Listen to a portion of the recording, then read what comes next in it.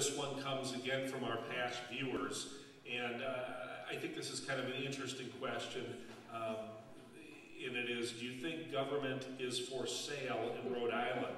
And just to kind of frame this, I've lived all around the country, and I still travel around the country a lot of it, and when you say you live in Rhode Island, people kind of snicker and laugh and go, yeah, that's the state that has all that corruption. And, you know, I think about when I first got here, one of the first stories I had to do was go to the town hall in North Providence when they took 3 councilmen out in handcuffs, and that was just the beginning of it. And it's sad. I mean, people chuckle about it, but at the same time, it's sad that sometimes the state has a reputation around the country for corruption, and it's sad that we have to address questions. Do you think government in Rhode Island is for sale? I'm going to give each of you a minute to answer this question, and then we'll get our closing.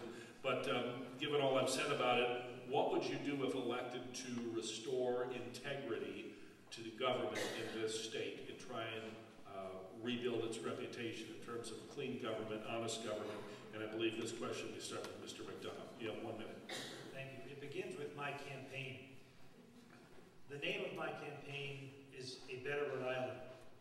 And that's because this campaign is not about me, the candidate. It's about how we as citizens can make this state a better place, because we all know that it can be a better place than it is. It's a beautiful state. I was born here in East Greenwich and raised here, raised my family in Cumberland, stayed in Rhode Island. I think we can do better. And I can commit to you that, as my brochure in the back states, it's your money. So when you pay your tax dollars to the state, I still recognize that as your money, your contribution. And I'll always be cognizant of that. Whenever I make a decision to allocate funds for whatever project there might be, that it's your and my taxpayer dollars that we're spending. So my campaign to this point has not accepted a single donation from anybody.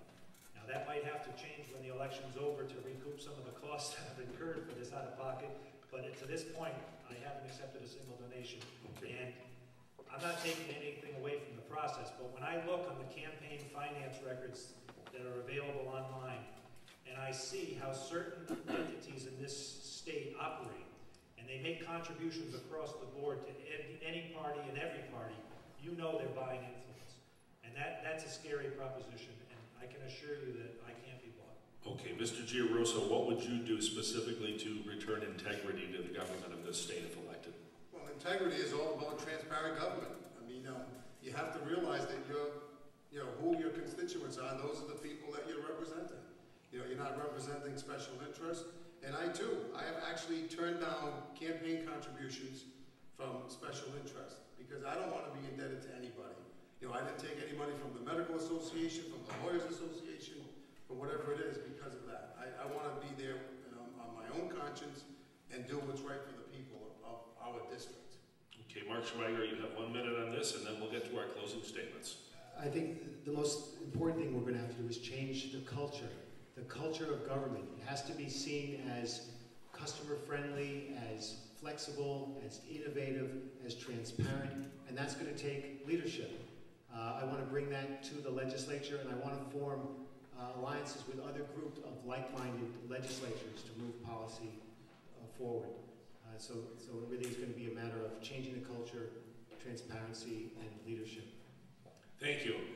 We're running right on time here. 90 seconds each will get us out in exactly 1 hour. So I'm going to go to Mr. Giarrusso. We'll go in reverse order. You have 90 seconds for your closing statement. All right.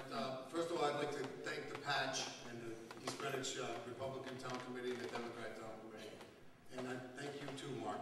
But I appreciate you taking your time on your schedules tonight to come out and participate. And this is my first run at public office. I've been spending most of my time, building a successful business, raising a family, and coaching sports in East Greenwich and Johnston. And what that has in common is that they're all investments in the future. And I believe, that we can think long and hard about what kind of future we want here in Rhode Island. And Rhode Island, we're infected with a we can't mentality, and we sit at the bottom of a lot of national rankings just to prove it. So I want to change that to a we can mentality. And I'm running as a Republican. I recognize that electing just another Democrat does nothing to ensure continuation of the past 60 years. A time during which one-party rule got us to where we are today, and I don't believe that that's where we want to be tomorrow.